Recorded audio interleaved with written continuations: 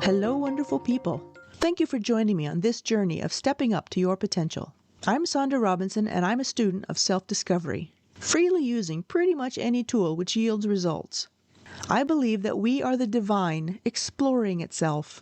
And to me, this means I need to take my opportunity to serve that mission to the best of my ability by learning how to use and express as much of my potential as I can. I invite you to learn with me and work on expressing the amazing you that is already inside. True emotional awareness takes courage. I mean, real courage. There's a huge movement out there aimed at becoming conscious, and I was part of it for many years. Unfortunately, I never really got anywhere with it. I'm going to go out on a major limb here by confessing that I was frustrated by platitudes and positive affirmations. They just didn't help me get to where I wanted to go. They didn't move me forward, and they didn't encourage me to step up. For years, I remained ineffective, unproductive, and unchallenged. The truly sad part was that while I felt frustration, I also had no idea how to fix this. While this frustration was going on, there was also a huge part of me that didn't want to feel uncomfortable. I've said before that I wanted to be conscious, not that I wanted to be aware. I've encountered this idea a whole lot, especially in the spiritual end of the personal development pool. I had this idea that if it was hard, it wasn't meant to be. That gave me permission to avoid anything hard. That gave me permission to remain stuck in my own mud, metaphorically flailing around as if this flailing was progress, and yet being frustrated because I also deep down recognized the stuckness. The story. Through a friend, I got my hands on some genuinely good quality professional development tools. In the following years, I've learned that the professional development sphere more often focuses on results, while the personal development sphere focuses on feelings. While I may be a water sign, my Mars in earthy Capricorn rules my chart. And results driven approaches, it turns out, really speaks to me. As I've heard from my architect sibling and my many engineering friends, the bridge doesn't care how you feel about it. It either stands or it falls. That's now my yardstick for anything I start to work with. Will this approach yield results, in which case the bridge will stand? Or am I just wasting time to make me feel good, in which case the bridge will fall? That first professional development tool was a values assessment. It came with a stack of cards with different values printed on them, like safety, adventure, companionship, etc. The assignment was to rank them all from 1, most important, to 3, not important. Once finished with that first pass, I had to go through all the ones that I had ranked as most important, and then again sort them 1 through 3. I was to keep doing this until I had no more than 5, which were ranked as most important. What had me a bit shocked was how difficult this exercise proved to be. What about this was difficult? Because actually ranking my values required that I be aware of my true value system. See, the first time I did the exercise, my values pile was full of shoulds. The things I wanted to be valuable to me, but deep down, they weren't.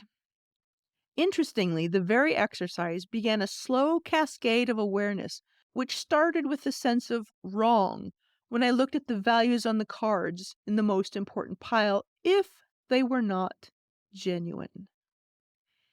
In an unintentional flash of insight, I switched from asking the question, why isn't this right, to what is wrong about this?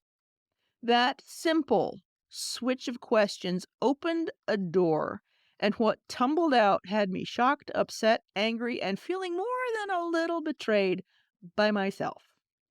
Here I had spent over 20 years actively striving for consciousness, but getting nowhere, and yet one tiny shift in questions allowed me to understand more about myself in mere minutes.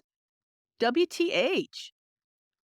This simple question led me into a personal dark night which systematically unraveled everything I thought I knew about myself. The emotional blender period that I spoke about earlier.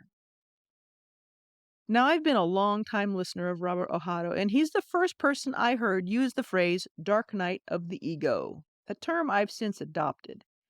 It was during this phase that I think my soul was relieved that I, the ego self, was finally getting somewhere. The soul was completely undisturbed by the 5+ year process of unmaking. The ego, however, was a basket case. What I ended up being truly surprised by was how absolutely much courage and mental fortitude it took to actually face myself, to truly see myself with as much honesty as I was and am capable of. In truth, it was brutal. I'll not sugarcoat it. But the end result? Wow. The end result is a level of emotional maturity that is very desperately needed right now. The point. I want to congratulate and encourage everyone who wants to step up, who wants to take ownership of themselves and their lives to whatever degree you are capable of or want to take. A core piece of that stepping up is actually understanding what you have to work with, how to work with it, and then where to take it. All of this is built on emotional awareness, both of yourself and ultimately of those around you. See, when I learned how to see myself more clearly, that is when I realized that I hadn't been seeing anyone else clearly either. I was unknowingly trapped in the hall of mirrors, seeing warped reflections of myself until the moment I realized, wait, that's me. It takes a high level of courage to own some of the darkest and lightest parts of ourselves. Genuine courage. It's terrifying to realize that everything I hated and loved about that other thing were actually disowned aspects of myself. It's intimidating to realize our power because power should come with responsibility to act. I am so deliberately refraining from saying that Spider-Man line. And that means I can no longer ignore things. I'm not sure if having developed an observer self was critical for this process, but I will say that for me, it seriously helped keep me grounded and put a limit on the guilt, shame, and self judgment that was starting to kick in with every new realization. My own observer self provided at least some ability to see myself objectively. A person intent on judging themselves will never have the courage to own their darkness or their light. Whether you want to take your journey into true self knowledge or not, that's entirely up to you. I applaud and encourage you regardless. Every step up is a major move, especially if the upward trajectory is new. Everything new takes courage because it opens doors, and what lies beyond is unknown. Humans are terrified of the unknown. We'd usually rather live in misery than face that. Please believe in yourself. Know that you would not be inspired in any way to step up, to move forward if you truly didn't have it in you. This was a prodding from my soul to step into potentials that I had all along if only I chose them. It's worth choosing them. I did not want to get to the end of my life and realize I lived small. There will be learning. There will be falling down. There will be bruises. But that's okay. You have the courage to get back up and keep moving. I know you do. Onward. I hope you found value in today's episode.